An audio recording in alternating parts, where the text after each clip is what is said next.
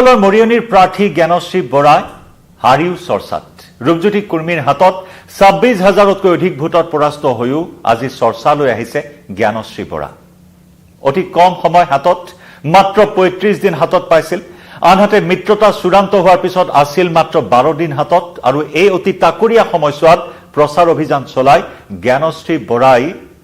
গৌৰৱ গগৈতকৈ অধিক ভোট লাভ কৰিবলৈ সক্ষম হয় মৰিয়নি সমষ্টিত নমস্কাৰ প্ৰিয় দৰ্শক মই জয়ন্ত মাধৱ গোস্বামী আপোনাক স্বাগতম জনাইছো নিউজ 18 অসম নৰ্থ ইষ্টৰ ডিজিটেল লাইভলৈ আৰু ডিজিটেল লাইভত চৰ্চাৰ অন্যতম এটা বিষয় জ্ঞানশ্ৰী বৰা আৰু গৌৰৱ গগৈৰ এই প্ৰসংগ লৈ আহিছো আপোনালোকৰ সন্মুখলৈ সদ্য ঘোষিত অসম বিধানসভা নিৰ্বাচনী ফলাফলৰ পিছত বিভিন্ন বিষয় চৰ্চালৈ আহিছে কংগ্ৰেছৰ যি চূড়ান্ত দুৰ্দশা বিপৰ্যয় বিধ্বস্ত হৈ পৰিছে কংগ্ৰেছ গেৰুৱা সুনামিত আৰু তাৰ বাবে ইতিমধ্যে অহা ৯ মেত কংগ্ৰেছে ব্যৰ্থতাৰ পৰ্যালোচনা কৰাৰ বাবে বৈঠকৰো আহ্বান কৰিছে গৌৰৱ গগৈ অতি লজ্জাজনকভাৱে জোৰহাট সমষ্টিত তাকো নিজৰ ৱাৰ্ডতে পৰাস্ত হ'বলগীয়া হ'ল নিজৰ ৱাৰ্ডতে কম ভোট লাভ কৰিবলগীয়া হ'ল গৌৰৱ গগৈ যি নেকি ২০২৪ চনৰ লোকসভা নিৰ্বাচনত ১.৫ লক্ষাধিক ভোটত জয়ী হোৱা সেই গৌৰৱ গগৈ এইবাৰ জোৰহাট বিধানসভাত এনেদৰে মুখ ঠেকেচা খালে যে নাক মুখ উলিয়াব নোৱাৰা এটা অৱস্থা হ'ল গৌৰৱ গগৈ কেৱল উজনি অসমতেই চূড়ান্ত ৰূপত ব্যৰ্থ হ'ল কংগ্ৰেছ যি গৌৰৱ গগৈৰ লোকসভা নিৰ্বাচনৰ জয়ক লৈ আত্মবিশ্বাসেৰে প্ৰচাৰ অভিযানত অংশগ্ৰহণ নকৰা গৌৰৱ গগৈয়ে উজনি অসমত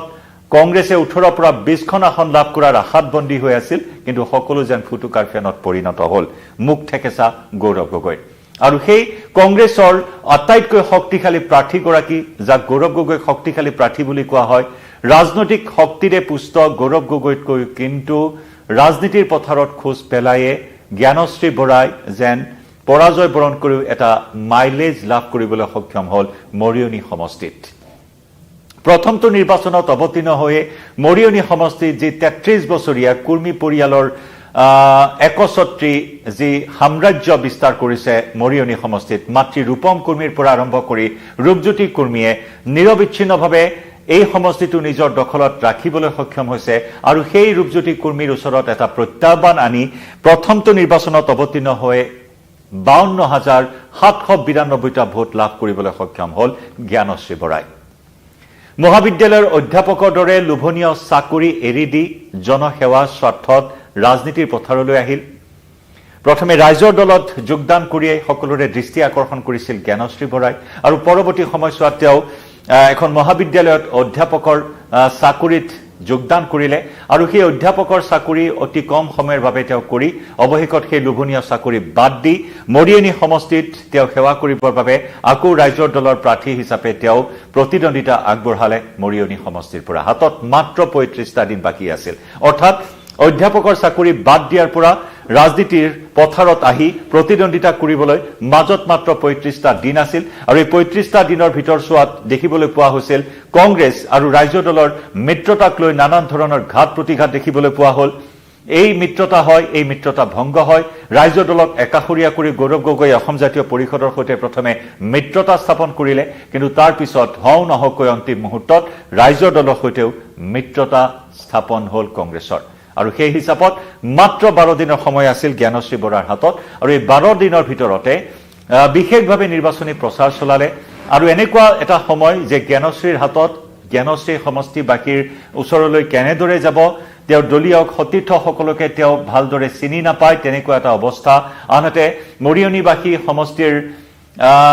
মনত কি চলি আছে মৰিয়নি সমষ্টিবাসীৰ মনত কি চলি আছে সেইখিনি কথা জানিবলৈ জ্ঞানশ্ৰীৰ হাতত যেন সময় একেবাৰেই নাছিল আৰু এনেস্থলত ঠায়ে ঠায়ে গৈ জ্ঞানশ্ৰী বৰাই বিভিন্ন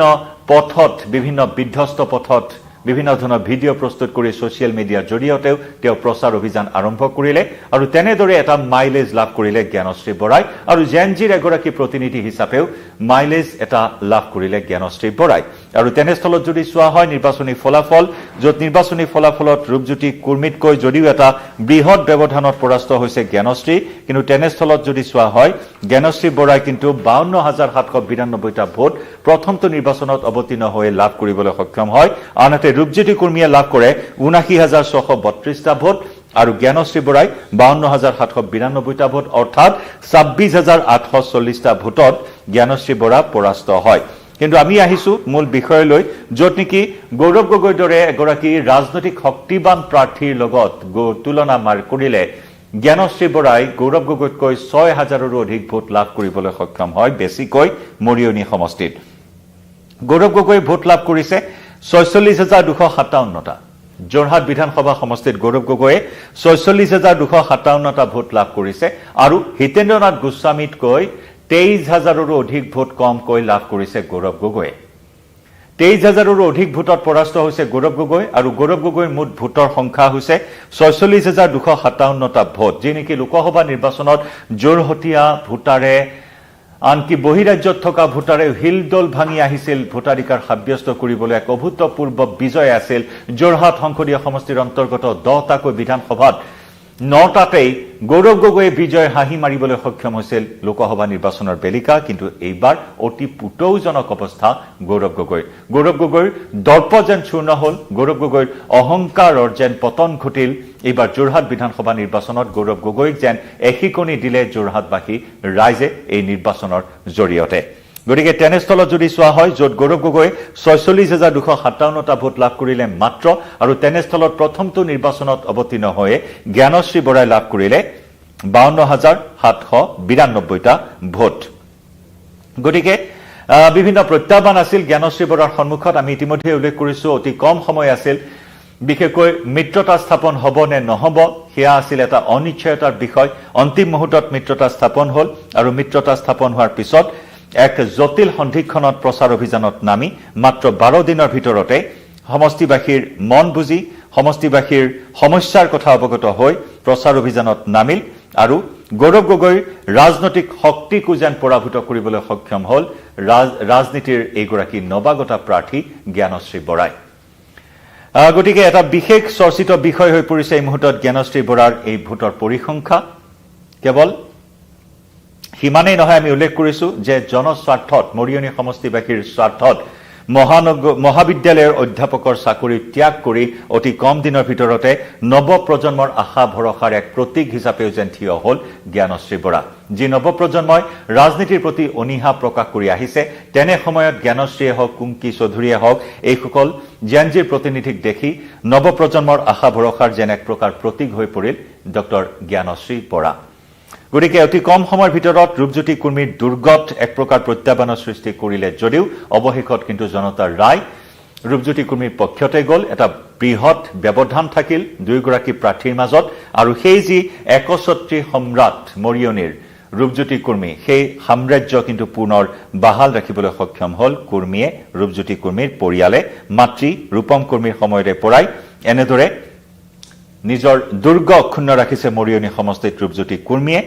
সুদীৰ্ঘ 33 বছৰীয়া ৰাজত্বৰ একছত্ৰী সম্ৰাটৰ সন্মুখত এগৰাকী নৱপ্ৰজন্মৰ যুৱতীয়ে যি প্ৰত্যাহ্বান সৃষ্টি কৰি নিৰ্বাচনত অৱতীৰ্ণ হ'ল আৰু প্ৰথমটো নিৰ্বাচনত মৰিয়নিত 35টা দিনত চাবলৈ গ'লে সংখ্যা একেবাৰে কম মাত্ৰ 35টা দিনত 52,792টা ভোট লাভ কৰি গৌৰৱ গগৈকো চেৰ পেলাবলৈ সক্ষম হ'ল এইগৰাকী নৱাগতা প্ৰাৰ্থীয়ে এতিয়া মৰিয়নিবাসীৰ ৰাইজৰ যি মৰম লাভ কৰিলে যি আশীৰ্বাদ লাভ কৰিলে পৰাজয় বৰণ কৰিলেও ইয়াক আশীৰ্বাদ হিচাপে লৈছে জ্ঞানশ্ৰী বৰাই 52,792 গৰাকী যেহেতু ভোটাৰ জ্ঞানশ্ৰী বৰাৰ লগত আছে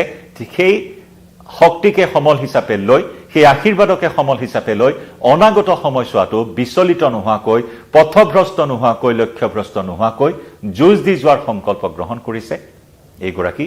নৱপ্ৰজন্মৰ প্ৰাৰ্থী ডক্টৰ জ্ঞানশ্ৰী বৰাই কিন্তু যি নহওক এক লজ্জাজনক ছবি কিন্তু ইয়াৰ পৰা পোহৰলৈ আহিল য'ত নেকি গৌৰৱ গগৈ জ্ঞানশ্ৰী বৰাতকৈও কম ভোটতেই থমকি ৰ'বলগীয়া হ'ল যোৰহাট সমষ্টিত তাকো নিজৰ বুথতেই হাৰিবলগীয়া হ'ল গৌৰৱ গগৈ প্ৰিয় দৰ্শক লাইভৰ পৰা বিদায় লৈছো ধন্যবাদ